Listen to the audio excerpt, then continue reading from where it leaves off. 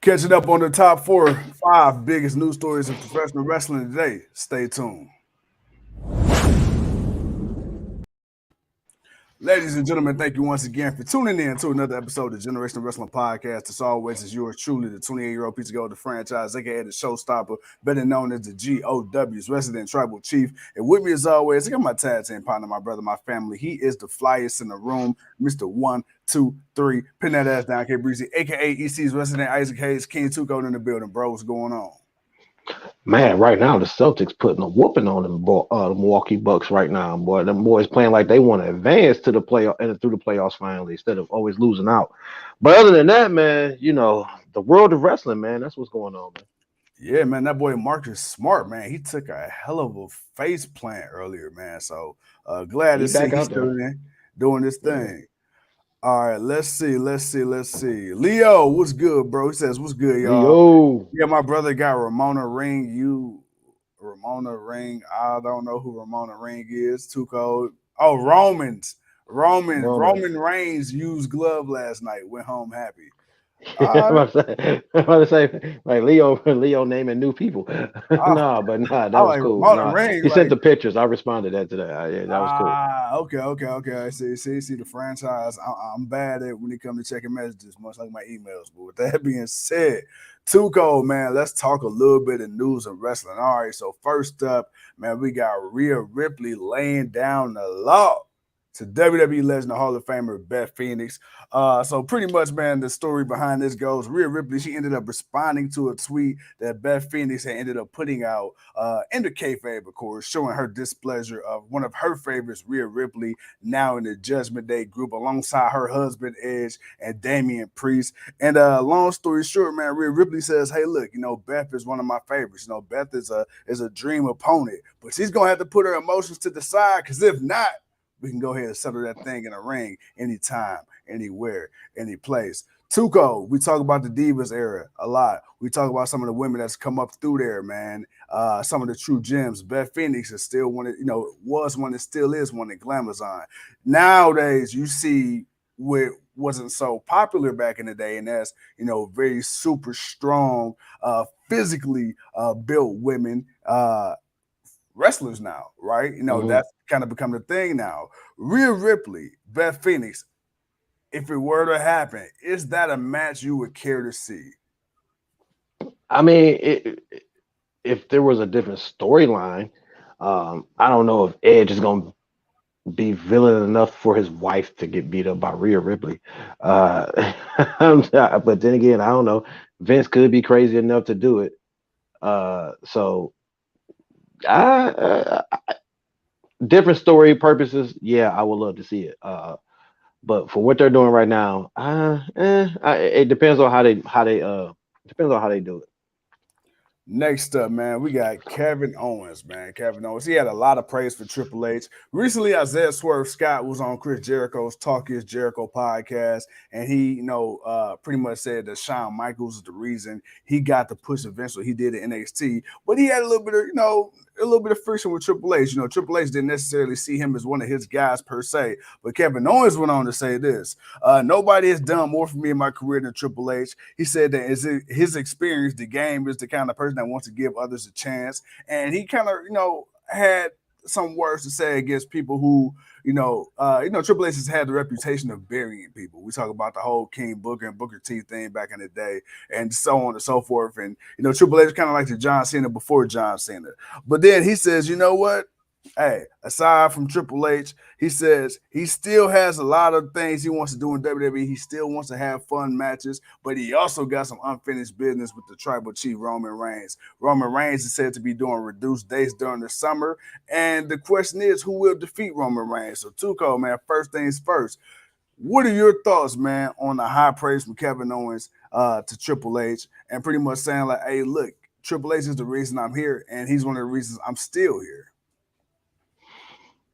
I feel like I get what Kevin Owens is saying, but he might be reaching a little bit. If Swerve says that Triple H wasn't really feeling him, and it took Shawn Michaels, then I understand what he's saying. He's saying it took Shawn Michaels. Shawn Michaels saw something in me. It wasn't Triple H.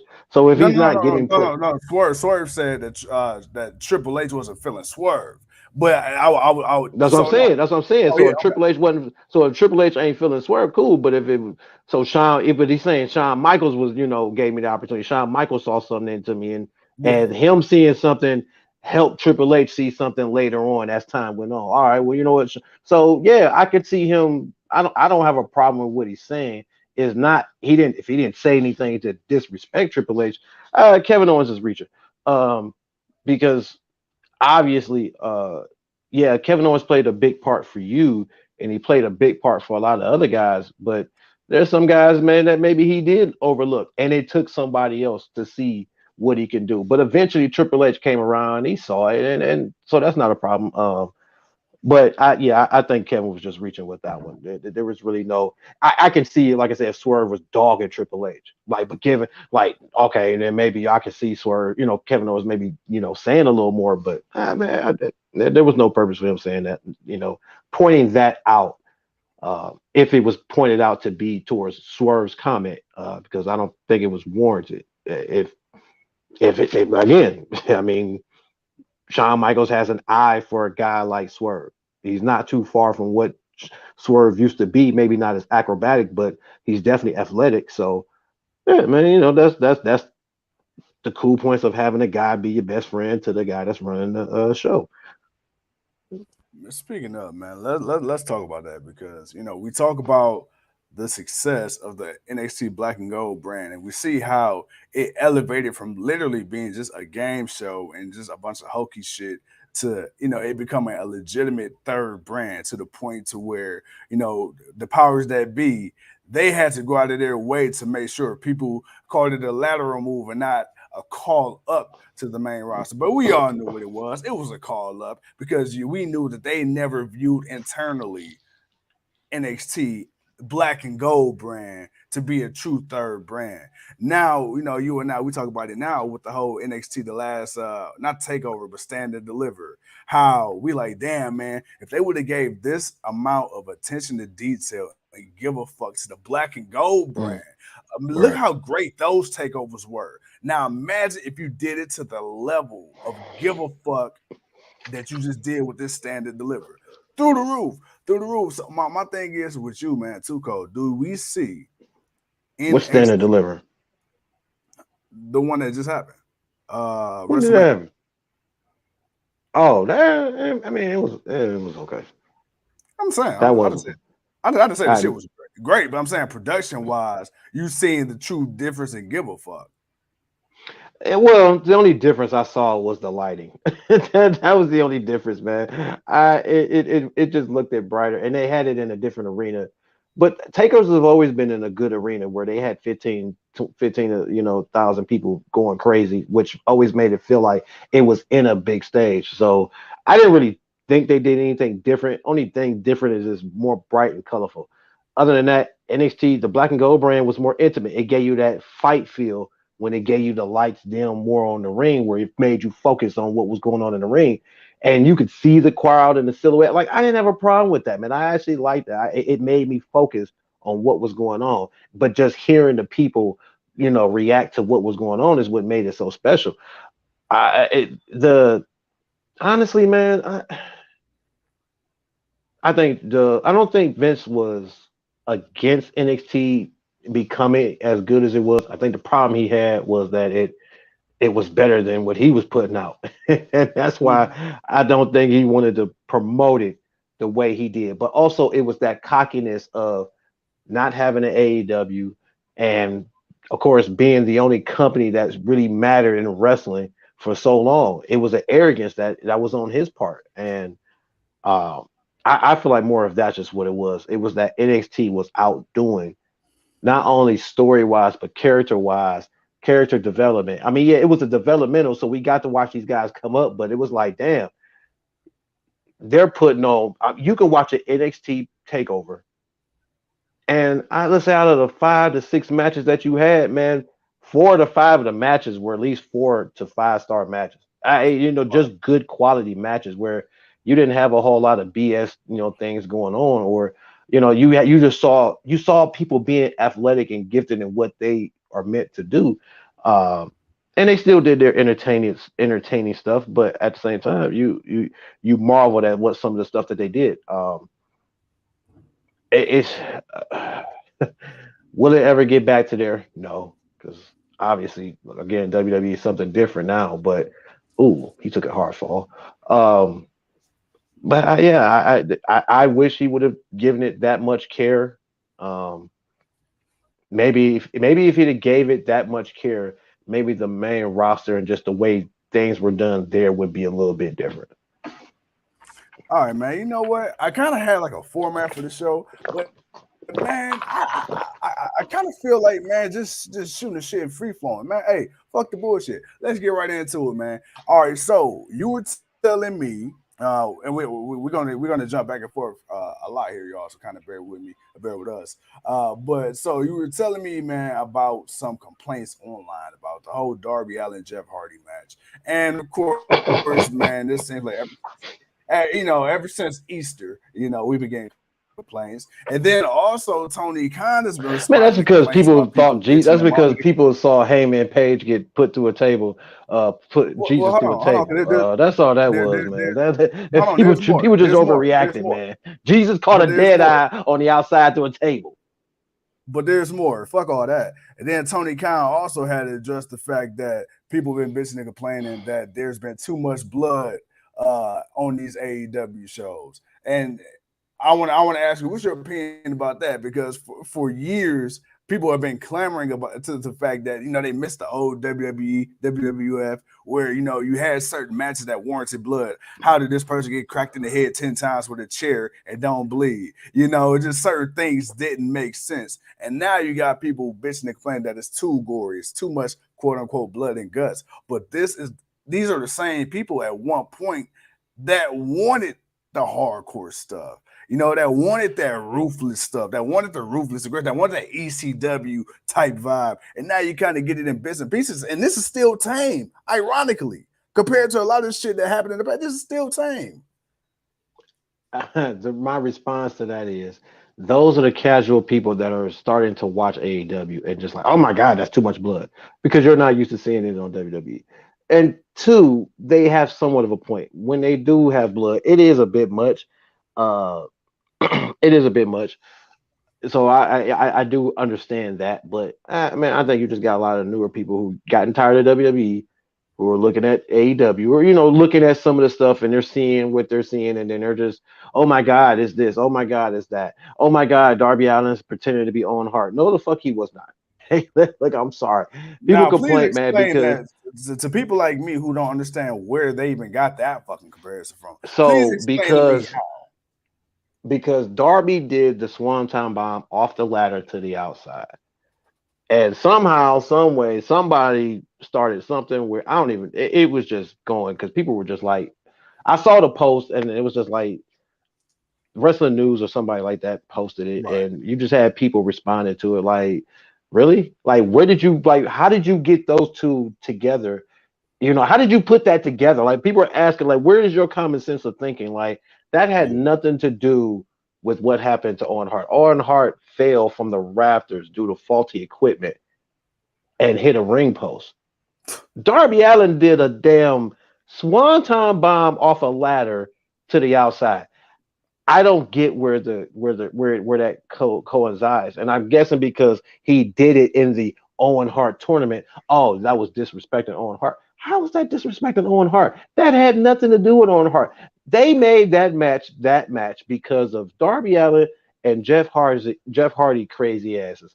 And you knew you would. Nobody wanted to see a wrestling match between these two. We wanted to see some chaos, and they gave us a little chaos. Yeah. But the whole, I just find people just too quick to jump. Oh my God, Heyman Page pushed Jesus through a table. Oh my God, oh my God, oh my God. It's like, oh damn, calm down, man. Yes, we most definitely critique what AEW does. We give them props when something is good. We damn sure get them when something is bad. But my God, people, this is getting ridiculous. You cannot Well, you can, but that just shows how either idiotic you are, or like Tony says, you're just being a bot. Because it just Hey, don't that's make what we gonna sense. call the haters. We gonna call you bot. Man, they just You call you are a bots, bot, man. You're a bot, man. Because bot I ass. don't get it. Like that had nothing to do with that match, man. Like hell, if that's the case, why is no one mad? Jeff Hardy did the Swanton bomb off the turnbuckle to the outside. On Hart hit the turnbuckle. You ain't bitching and complaining about that. It's like, come on, man. I'm not saying the bit. I'm just saying, like, you're picking and choosing what you want to nitpick, and then trying to make something big out of it. And hey, it's just like, my God, is there y'all couldn't find anything else to say? Even if you just want to say, well, I just didn't like the match. I'd rather you just say, well, I didn't like the match than to make up something like that. And it was like, why are people even like, really? Like, this is what y'all like out of all that we just saw. And it was crazy. It was a nice match. It was well put together. But at the same time, I could have preferred Darby Allin winning. But how? Like, just how? Like, where y'all getting this from? Oh my God, you like I say, because it was on Good Friday, and now because this was the Owen Hart tournament, it's like, dude, man, I hate to see what Tony gonna do on Christmas. And that's the thing. You're a fool. You're a fool. Oh, I'm just saying, man. I hate to see what happens on Christmas, man. Jesus, don't let Rampage fall on a Good Friday. Oh Lord. man. Oh my God, no, forget a good man. Rampage Dynamite, man. It's gonna be a baby in a carriage in the match. The winner of the Jesus gonna get he gonna get elbow from the top. No. Hey, no, I got it. You know how you got the brass ring, right? You know Right. how you got the brass. What they gonna do is You it's got the gonna be a brass ladder. baby. No. They gonna put the star up there. So it can shine on baby Jesus at the end of the match. They're gonna have a Jesus in the manger match with a Oh my God, Honda people. to get the star. They're gonna have Ty Oh Conti man. and Sammy Guevara dressed as Mary and Joseph. Well, no, we know she can't be that. Not now. We all going to hell if that's the case. It just erupting fire right after that. But I'm just, it was just one of those things, man, where it was just like, man, y'all really are reaching, man. Yeah. I'm really starting to believe the bots are out there, like, because the stuff that people are complaining about aren't even the stuff you should complain about. Like, It literally almost seems like paid opposition. Now, I'm not, what I'm saying, I'm not trying to be a conspiracy theorist, but I'm just saying some things doesn't make sense. And then my thing is this, right? If you don't like it, just don't fucking watch it. Like my thing is, see, we complain about the wrestling but you product, can't complain about it if you don't watch it to complain about it. but here's the thing. But here's my thing. But people talk about, oh, I would never this, I would never that. But you still get on every fucking week. You know, you just watch one episode or one off. And then, I didn't like it. This is why I complain. No, it's the same fucking people in the same groups that fucking be like you literally have groups out here on the internet, on Facebook, on Twitter, on YouTube, whatever, that their sole purpose is to complain about another company, about why their company is better. Instead of just enjoying what the fuck you like to watch, let's agree to disagree. And then, of course, you can point out some shit here or there. But it's weird, man. It's weird. Like somebody said, I don't understand how AEW fans could watch WWE. What happened? Technical difficulties, guys. Hang tight. Oh, there we My go. bad. My bad. Hit the wrong button. Go ahead. I was like, What'd you damn, say? yeah, you do. You just shut the whole stream down, man. What the I was messing with stuff. But what's up? hell? Nah, see, there you go, acting like China, man. Man, Over there taking down the leave me grid. alone. All right, Russia. Leave me alone, man. But no, Take it down the grid, man. it baffles me, man. Like just how it is what it is, man. Fuck it, cancel the franchise if you must. The franchise is gonna speak. No, No, man. Hold on, wait a minute. Hold on, man. Where you going? Where you going? No. Cancel me, because my views, what I'm about to say right now, are not representative or reflective of the GOW.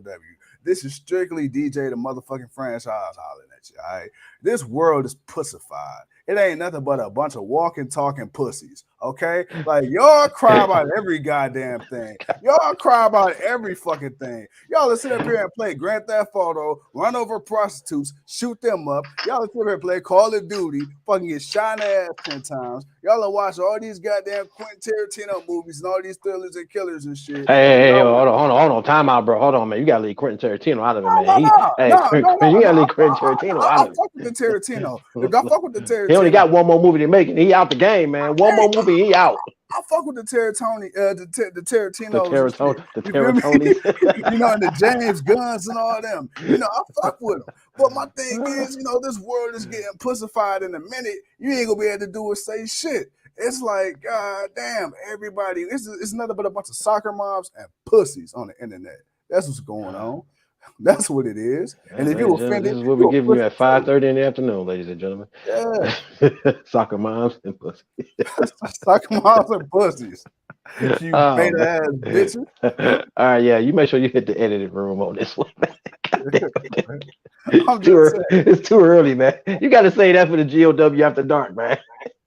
I'm just saying, man. Look, they get soft. They get soft. Oh shit. Oh shit! But look, man. To further what he's saying, but not as much. But what my guy said is, yes, man. We want to be heard. There's things that have issues that are concerning and need to be addressed. And then you have people out there who is just woe is me because I'm not guilty, or I don't feel this, or I don't that, or it's just. That's just what we are, man. We're a world of, if you're not the only one that can be heard, I can be heard too.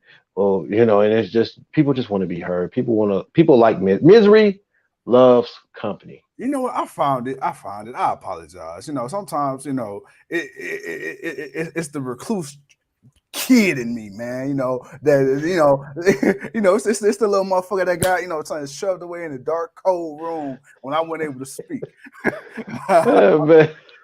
Well, let him out. I need you to let him out a little bit more, but next time, not on the air.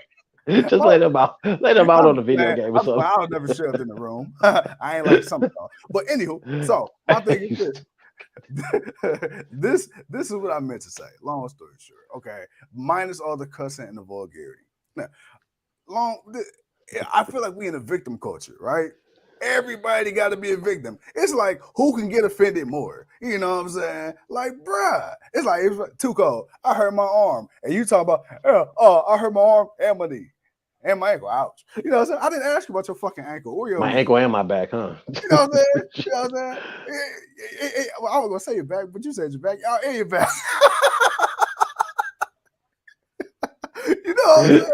It's like that. You're right, man. It's a victim culture. Now there's a victim culture where there are things that are still pressing issues about a lot of stuff across the board. But yeah, we have a lot of people that just got this is wrong. Oh, this is this. Oh no, you shouldn't do this.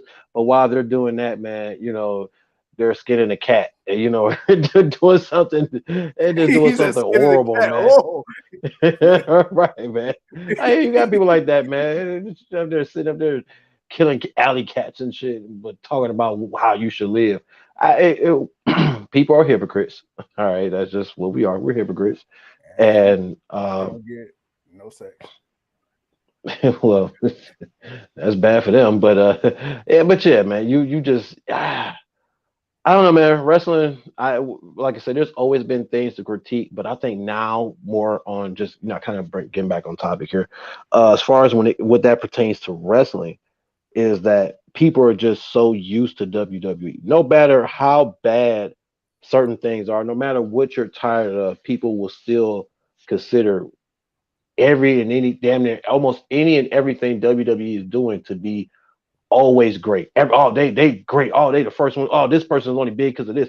Like, not, it's like selective memory. It's flashy light. People like being flashy light, and they don't like remembering other things that matter. Damn, Giannis. Okay, I see you.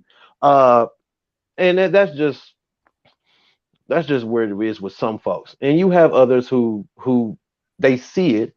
Yeah. They see there's an alternative, but they don't really like the alternative, but they barely not liking what they see in the WWE. So it's like, well, I'm not going to continue to watch this. I'll just watch this sometimes and see. I'll just tune in every now and then and just see what's happening. So, yeah, you can't satisfy everybody, and uh, yeah, it's a shame, man. But Well, speaking of satisfy everybody, let's get this train back on the tracks, man. AEW, WWE, New Japan, Ring of Honor, the Forbidden Door. So the Forbidden Door has been a term that's kind of been bounced around a lot the last 2 years, especially really since the pandemic started. all right, Nothing new in terms of what it is or what it was, but Samoa Joe, man, he seems to have a different take on the Forbidden Door, and in his mind, the Forbidden Door still never truly been kicked down. New Japan, Ring of Honor, Impact before AEW, they've all been doing shows. Other shows been doing cross promote. He doesn't really see that as a new thing. He said, and I'm paraphrasing here, his Forbidden Door, and I believe a lot of people feel this way when you really think about it. It's not none of those companies. It's those companies working with WWE. It's WWE taking that next step. That's his Forbidden Door. I want to yeah, ask you, man, because he said until WWE does that, in his mind, the Forbidden Door is just a word. What are your he's thoughts? not he's not wrong about that whatsoever because he's right. There's two different forbidden doors. There's just the regular door that doesn't really have a lock on it, and you can just kind of open it and walk through. And it's like, oh damn, I didn't realize you were on the other side of it. And that's kind of what the rest of this has been. We just haven't seen it on the scale that we have. I always said that before. I always said Impact and ROH, they were doing these type of things before. It just wasn't on the scale that it is now because of the platform AEW has while Yeah. it's been doing it. That's just the difference. It's the scale of you being able to see what's going on. But he's absolutely right. Until WWE opens that door, then the forbidden door is truly unlocked. No, I got Like, to. I Oh, what's sorry. up? Go ahead. No. Go ahead. Go No, no, ahead. what's up? No. But other than that, outside of that, until that happens, yeah, we've gotten some. I wouldn't say forbidden doors, just some doorways that people forgot what was on the other side of them. Well, what's up, Kev? And another part of his Okay. his statement was that there's an exclusivity, right? That the fans like. If you're an AEW guy, fans like the fact you're an AEW guy. If you're a WWE guy, you're a WWE guy. And if you do happen to do cross promotional things like that, it shouldn't be an everyday type thing. It should be very special. It's like, when these Yeah. things happen, it shouldn't always be expected, right? Like you Yeah. shouldn't just, all right, well, I can't wait to see when no, it's almost like the dirt sheets, right? Where you get on, you look for the news before it happened. Whereas back in the day, you truly enjoy what happened because you didn't know or if it was going to happen. So he was talking about companies and exclusivity, and he was like, okay, yeah, that's good for the promoters, but what about the talent involved? He like, if you think about it, really, what does the Forbidden Door do for the talent involved? We know the gain the promoters get out of it, but if you're a talent, neither one of us are talent, right? As far as that goes. But Mhm. what are your thoughts on that? If you had to put yourself in the mindset of a promoter and then that of a wrestler, do you think the Forbidden Door hurts you more as a wrestler, or do you think it gives you exposure? Because in the case of Thunder Rosa, right, I kind of knew of Thunder Rosa before her appearances on AEW, but then when I seen her on AEW, like, hey, we got to get her mainstream. On the other hand, that might not necessarily be the same case for already established talent. What do you think? It's a double-edged sword.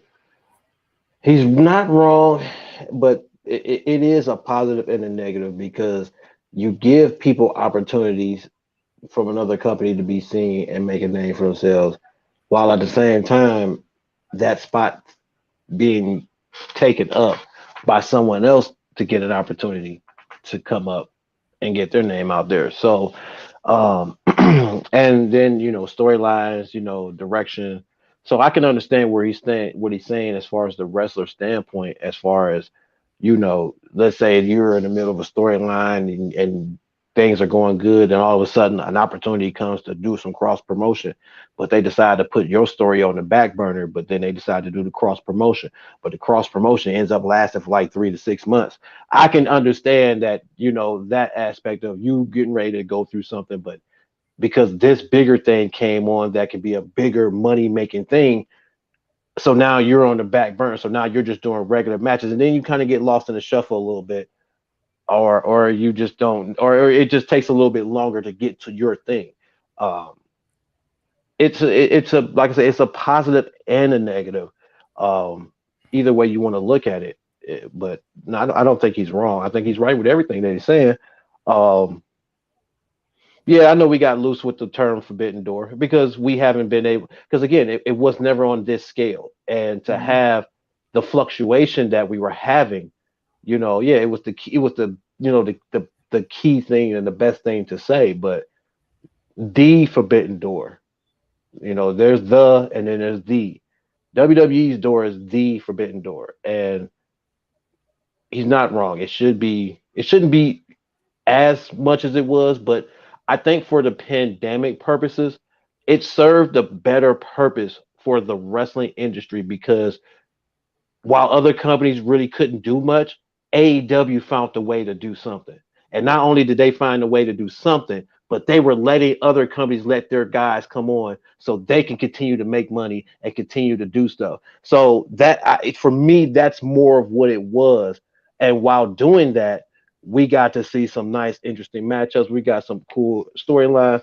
Kenny Omega got to go around and win damn near all the belts. So you had something cool come out of it, and it helped benefit both companies. I mean, Impact definitely benefited from it. It helped AEW, it helped NWA, it helped AAA. Hell, it even helped New Japan because Moxley was the U.S. IGWP champion, but the Yeah. title was in the States, so Yeah. it helped, in its own little ways. And sometimes you could say, well, maybe it kind of hurt it, but for me, it wasn't that the promotion did it just to be a promotion. It was more of just we're trying to get back to what normalcy is. We got to try to work through whatever it is we got with this going on because it didn't seem like it's something that's going to go away. So we got to figure out how to proceed moving forward. And to me, that's more of what it was. It was just more of that. It wasn't just, oh, let's just do this cash cow thing just because we think it's really cool. Right. Maybe Right. it's that now a little bit, but to me, the pandemic opened up something bigger, and everyone benefited from it. I'm sorry, everybody benefited. All the independent wrestlers, they benefited from it. Everybody benefited from it.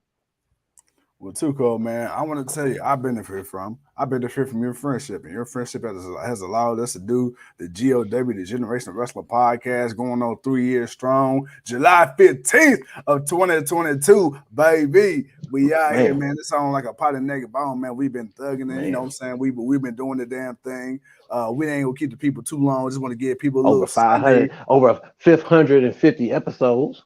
550 episodes, on our way to our 600th, yes, sir. We might have to skip episode number 666, though.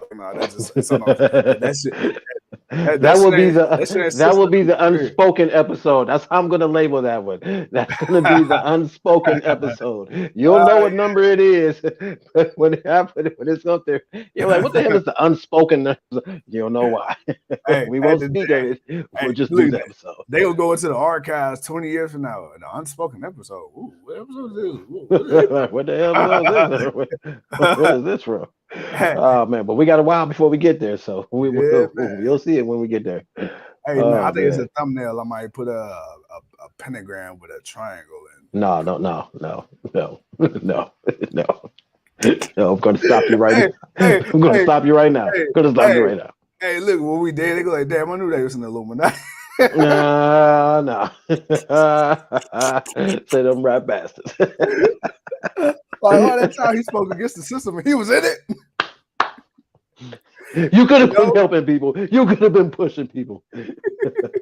And no, this ain't truth in plain sight. We too poor for that. But anyway, Yeah, man, yeah, damn sure for that. Damn shit. Oh, Ain't man. poor, but shit ain't rich either. But still, I digress. Yeah. With that being said, ladies and gentlemen, thank you once again for tuning in to another episode of the Generation Wrestling Podcast. As always, it's yours truly, the 28-year-old piece of gold. He's too cold. Man, let's see. Next show, as of right now, is Wednesday. Wednesday. What the hell is Tuesday or Tuesday? Wednesday. Tuesday. I don't know, man. You know, we might. It depends on what happens tomorrow. You know, we might have to do something. Yeah, Monday Night Raw. I feel like it's a pay-per-view coming up. What pay-per-view is coming up? Or is Well, that that's AEW. That's AEW and then it's Hell in a Cell. Okay. AEW is 2 weeks out, but we still got 2 weeks for that. That's the week after. And then, do you know who we got coming up for our Evil series this week? Woo! The Night Show Boy. That's all I had to say. I had to say nothing else. That's all you got to say. I can't wait to talk about Flair. Oh, Flair's gonna be awesome, man. But over 10,000 women styling, profiling, kiss stealing, Wilt Chamberlain numbers. Wilt Chamberlain. Man put up Wilt Chamberlain numbers for sure. You know what? I'm gonna throw a Magic Johnson reference in there, but I'm gonna let it ride. Yeah, shut up. Matter of fact, folks, we are done. The longer we talk, the more he comes up with shit to say. We are out of here, man. We may see y'all Tuesday, but we'll definitely not. We'll definitely see y'all Wednesday. Enjoy. We appreciate y'all. And if you rewatch this, there's a middle part where the franchise says he's gonna get real. Just skip that part. You ain't gotta listen to that part. Just skip that part, or at least put the children to bed, and then you can listen to it. But and with that being said, I'm the king. He's the tribal chief. We'll holler at y'all.